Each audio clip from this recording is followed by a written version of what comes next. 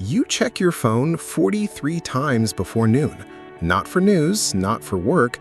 You're checking if they replied. You already know the message says seen. You open it anyway, as if maybe this time it'll say something different. That's not a phone problem. That's a nervous system that has outsourced its own safety to someone else's typing speed. And if that just made your stomach drop a little, good.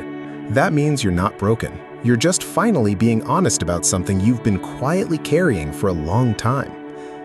Here's the part nobody tells you. This isn't weakness. It's not being needy. It's a design flaw in how most people are taught to exist, and almost no one figures out how to fix it before it costs them something. There is a specific moment, a quiet, invisible moment where a person stops needing someone else to feel real. And on the other side of that moment, everything, love, friendship, being alone in a room, feels completely different. Most people never reach it, not because they're weak, because no one ever told them it existed. Today, you're going to see exactly what's on the other side. Think about the last time someone went quiet on you. Not gone, just quieter. Slower replies, shorter sentences.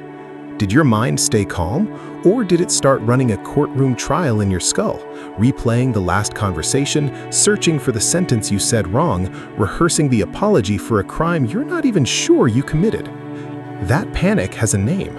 Carl Jung would call it living entirely through persona, the mask you built so the world would keep loving you. And a mask can't survive silence.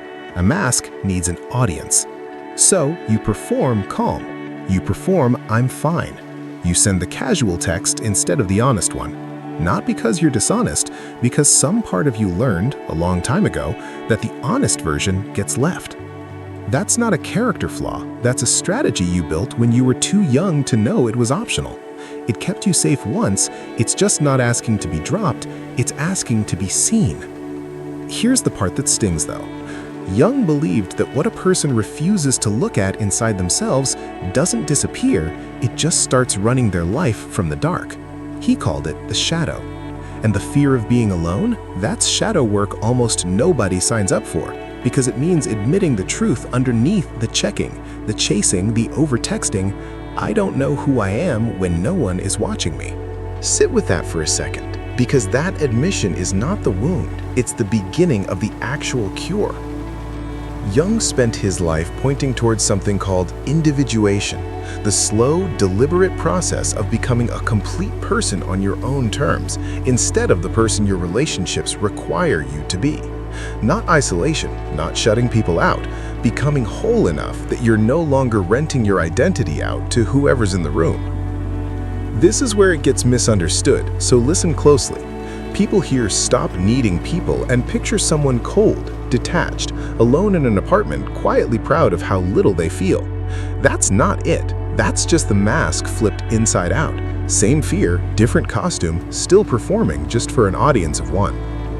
The actual shift is smaller than that and much stranger. It's not that you stop wanting people, you stop auditioning for them. You stop rewriting your own personality mid-sentence to match someone's mood. You stop staying in the room after you've already left inside. Needing connection is human. Jung never asked anyone to stop being human. What he pointed at was something else entirely, the difference between reaching for someone and disappearing into them.